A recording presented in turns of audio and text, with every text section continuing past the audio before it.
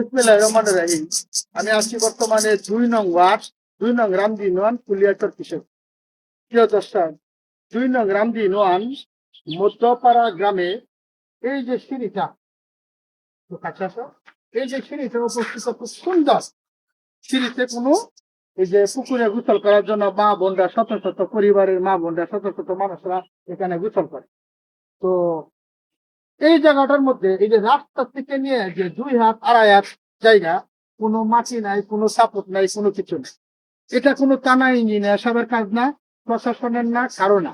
এটা আপনারা এলাকার জনগণ সকলে মিলে, যারা রাজনৈতিক প্রতিনিধি আছেন এবং এলাকার মুরব্বীরা আছেন, সকলে এগিয়ে এসে একটা সহযোগিতার মাধ্যমে এখানে একটা বালু অথবা কিছুটা দিয়া, বাঁশটা দিয়া সাপোর্ট দিলে মানুষ এভাবে সুন্দর করে এই সিঁড়িতে উঠতে পারে। আমরা তো যে কোনো মুহূর্তে এখানে মানুষের হাত পা ভেঙে দিতে পারে। যদি পরে সব চলে যাবে, এই কাজটা আপনারা এলাকাবাসী করবেন। দেখুন প্রিয় দর্শক, এই সিঁড়িটা কিন্তু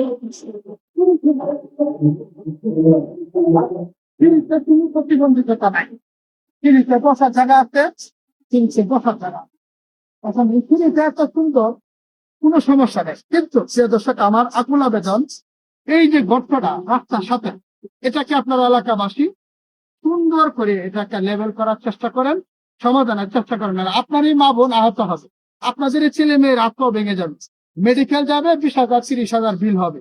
তো এটা যাতে না হয় আল্লাহর রহমতে, আপনারা অবশ্যই এটাকে এই এলাকার রাজনীতিবিন্দু, প্রতিবিন্দু, সকল সর্বসাধারণ মিলে এই সিঁড়িটাকে সুন্দর করে আপনারা একটু রাস্তার লেভেলে করে ফেলেন, যাতে কোনো দুর্ঘটনা নয়।